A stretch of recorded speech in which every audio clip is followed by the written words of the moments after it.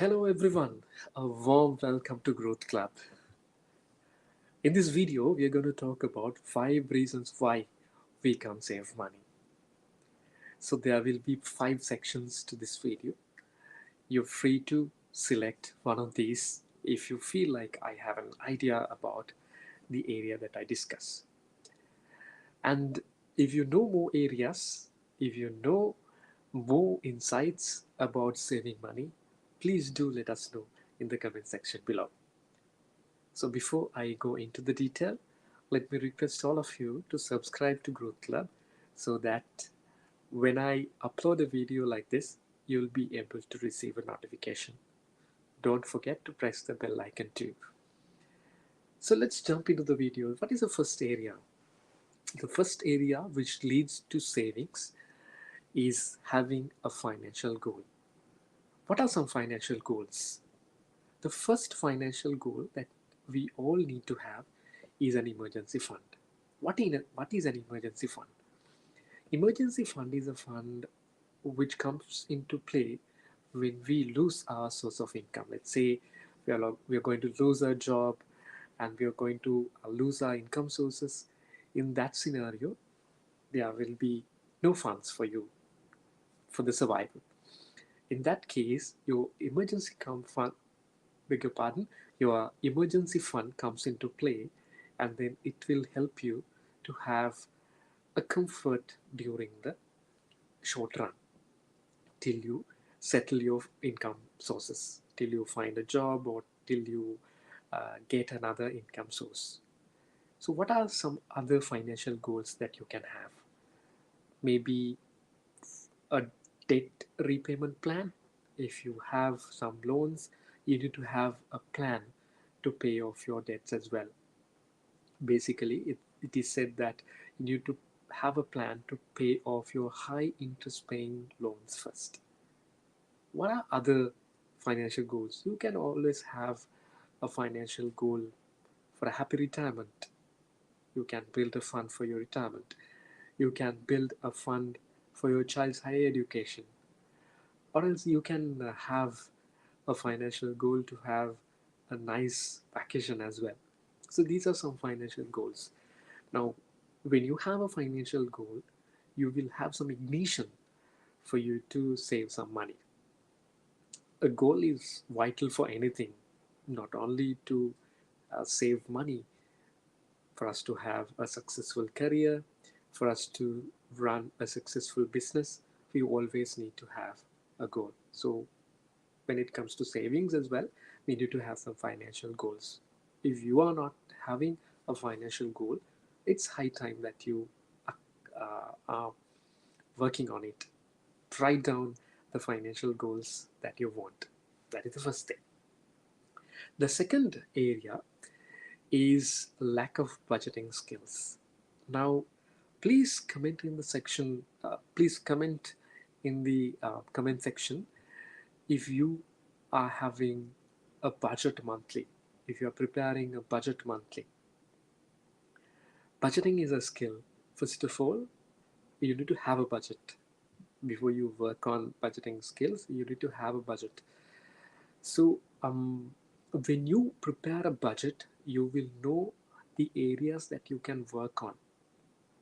I'll give you an example. Now, look at this budget. I'm not very sure whether you can see the numbers if you are watching this video from a mobile device. Now it says savings. It has come to the top. There is a reason for me to put it at the top. Um, you know, Robert Kiyosaki, the writer, the author of the beg your pardon, the Rich Dad and Poor Dad book says, pay yourself first. We will talk about that in a separate video. So I have put savings there. Rent is there, electricity, gas, groceries, child education, transportation, gifts, medicine, insurance, investment. I don't see anything, entertainment, loans, and telephone bills. So these are the expenses that I have listed in this budget. Now, when you list down these expenses, you will have an idea to work on these expenses. Now, for an example, if you take a rent, you can't reduce it. You can't reduce your rent, but there is a strategy to work on it. I will talk about it in a separate chapter in this video, how we can work on the rent. If you take electricity, there are little things that we can work on: electricity, gas, and water. Let's say when you are ironing the clothes, maybe entire family can iron all the clothes at once in a week, where you can save some amount of electricity. That is one tip. If you take groceries, I will tell you in a separate section how we can work on groceries. It is connected to another element. See, we all uh, we can come up with all these ideas when we have our budget only. Now, child education, that is something that you can't compromise, and transportation you can work on up to a certain extent. You can analyze your transportation, like if you are using taxis or Uber more frequently, you can work on that. You can maybe use metro or public transportation so that you can save some amount of money, which can go into savings. Gifts is a choice that you need to make. Now, is if these gifts are for your family, don't touch it, because relationships are very important. So don't touch it. So if the gifts are towards the other members in the society, maybe you can think of that. Medicine, you can work on that, but you can work on the long run, maybe having healthy food and doing exercise regularly will reduce the medicine expenses in the long run. If you take entertainment, maybe you can work on that. And finally, it says hobbies as well. So I'll cover up these areas in a separate section in this video. So when you list down these expenses, you will find out areas to optimize, not to cut down expenses. Optimize how I can optimize expenses. So that is the importance of preparing a budget. So prepare a budget and find out areas to optimize. Okay, so let's go to the next area: needs and wants. Now, we don't understand the difference between needs and wants. Needs are important for us to live, but wants give you a temporary pleasure, or wants give you a luxury. Wants give you some comfort in life. So we need to be very careful in selecting wants. So I will give you a couple of examples. Now the first example is, let's say, house. Now we need a house for us to live, but what kind of a house?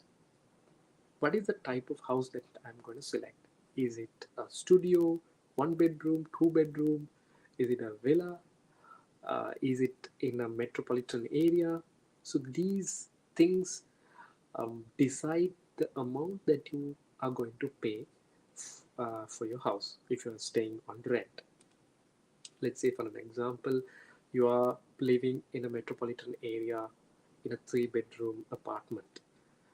So do I really need to live in a metropolitan area? But let's say it is very easy for you to come to office, you're not spending time in traffic, and which will give you some extra amount of time for you to work on a side hustle, and you save a lot of money uh, when you are like when you don't have to transport. If there are financial benefits like that, of course you need to go for it. But if you are living in a metropolitan area paying a high rent without any of these financial benefits, you need to work on that. Let's say, do I really need to live in a 3-bedroom apartment? If I'm currently live in a 3-bedroom apartment, can I maybe subrent a room? I have seen a lot of people doing it. So you can work on a strategy like that um, when it comes to housing. So these are the no the need is you need to have a peaceful and safe shelter for you to live. A want is what kind of accommodation that I'm going to find. right? If you are living in a villa, is it really necessary to live in a villa? I'm not going to, cut down your lifestyle, or I'm not asking you to cut down your comfort zone, but try to optimize. So let's look at another important area. Let's say you have some extra money in your hand and you want to spend that money to a hobby, to buy a musical instrument, or to buy a camera, or to buy a joystick for you to play games and all that. But if it leads to a financial benefit, maybe in short run or in long run, definitely that is an investment, go for it. But without such financial benefit, if you're spending it, it is again a want. It will give you a temporary satisfaction, a pleasure, but it will create more chaos in the long run. So um, have some understanding or analyze before you're purchasing such items for your pleasure. So these are some examples for you to work on needs and wants. Okay, so let's go to the fourth area, living beyond means. Now this impacts a lot when we are trying to save money. Let's say I have mentioned few images to give some indications. Let's say, do I really need to go out and eat all the time? Can I, maybe if you are going out and eat, um, let's say 10 times in a month, you can maybe cut down it to 5, and then you can start some amount of savings. First thing. Second thing is credit card. Now, personally, I don't use a credit card. I don't know about you, but people who use credit cards tell that it is good, it is beneficial, this and that. You get cash back and all that, but it drives a lot of impulse purchases. Now, let's say for an example, you see a packet of detergent, let's say for $5, but there is an offer. If you buy two of them, you will save $2 and you can buy it for 8. But we see it as a way of saving money, but if you really analyze it, you're paying $3 extra for this month, having enough detergent for this month, and which will be using in the next month or after. So which will eat $8 from your pocket in this month. There is always a catch. Otherwise these companies, banks and financial institutes won't give you this cashback and all that, because of course there has to be a profitability. So while you are focusing on cashbacks and discounts, be mindful, because there is some push for you to do some impulse purchases as well when you're going for credit cards. And try not to use credit cards if possible. If you're using a separate strategy to use credit cards wisely, please do mention in the comment section.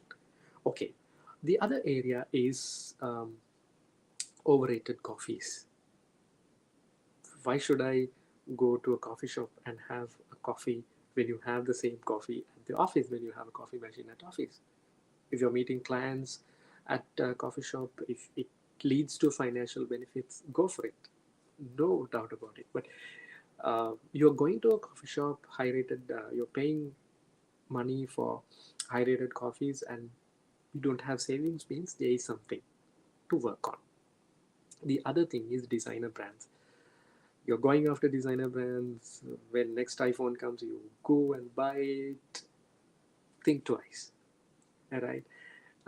Maybe you can work on your finances. You can pause for all these, or maybe for 6 months, for good 1 year. Then maybe you can do it from the returns that you get from these savings, right? Okay, by saving itself you don't get savings, but you need to invest. So we'll talk about all these in separate videos. The other thing is unwanted taxi rides. uh, just think, when you are going for a meeting, uh, get up a little early, use metro, public transportation if the transportation is good in your country, so that you can reach the venue early. But if it is really necessary, don't cut down. Try to optimize, not to cut down your lifestyle. Okay, these are the areas that you can work on. Uh, you know, to have savings by limiting your life below your means, by not going beyond your means. Okay, the final area is depending on your income. Now, I told you during the last section, when we are preparing a budget, it will leads um, to a lot of areas. You can work on your lifestyle, you can work on your needs and wants, you can see whether you are living beyond your means and all. The other benefit, sub benefit, that you're getting when you are preparing a budget is working on your income.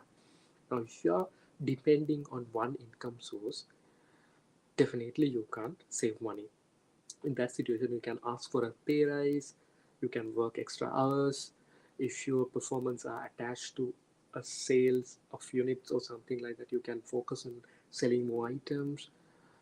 If though all these options are limited, like you can't get a pay rise, you can't get a promotion, you can't change jobs, there is no thing attached to pay rise, you can work on a side hustle. Maybe if you can work 1 hour extra a day, 3 months down the line, maybe you can start earning something. So start working on a side hustle, increase your income as well, so that definitely you can save some amount of money. Okay, in summary, we discussed 5 areas. Have a clear financial goal, have a goal to have an emergency fund, retirement plan, pay off your debt, child education plan, have a plan for your vacation and all that. Second thing is prepare a budget which will give you a lot of edge, which will give you a lot of areas to work on. Third thing is differentiate between needs and wants. Just think uh, twice before you spend money. uh, Third thing is, don't live beyond your means. Try to stay within your means or below your means, and try to differentiate your income sources and to have multiple income sources. So having said that, it is all about financial planning tips, um, specifically when it comes to saving. What did we miss? If you have more tips, please do mention in the comments section below. Don't forget to subscribe to Growth Club so that you can listen to valuable piece of information like this. Thank you very much. Have a good day.